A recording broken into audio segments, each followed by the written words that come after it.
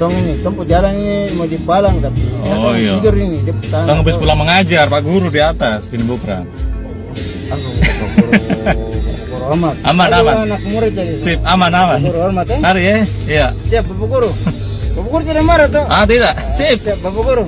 Yang penting jangan ini. Siap Jangan Bapak Guru. kacau, toh. Siap Bapak Guru.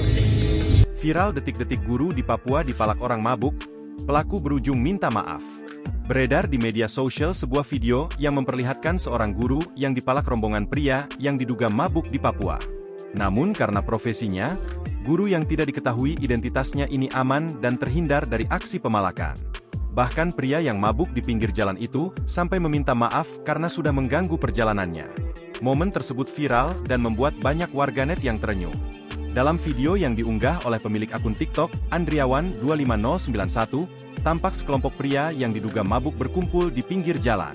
Sebelum pengendara mobil melintas, tampak dua orang pria memberhentikan pemotor yang sedang lewat. Setelah itu, kedua pria itu kemudian memberhentikan mobil yang dikendarai oleh guru yang telah merekam peristiwa itu saat melintas. Terlihat para pemuda berbaju biru meminta uang kepada pengendara mobil.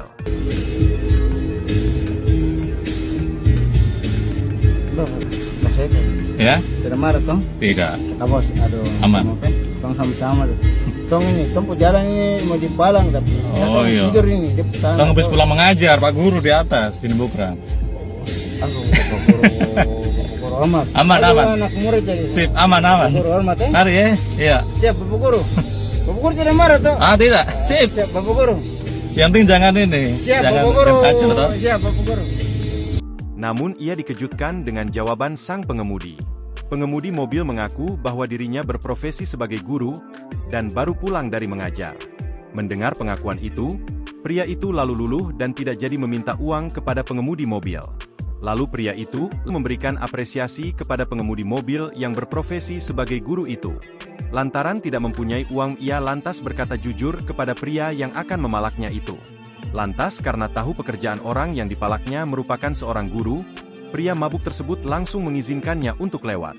Download Tribun X sekarang, menghadirkan lokal menjadi Indonesia.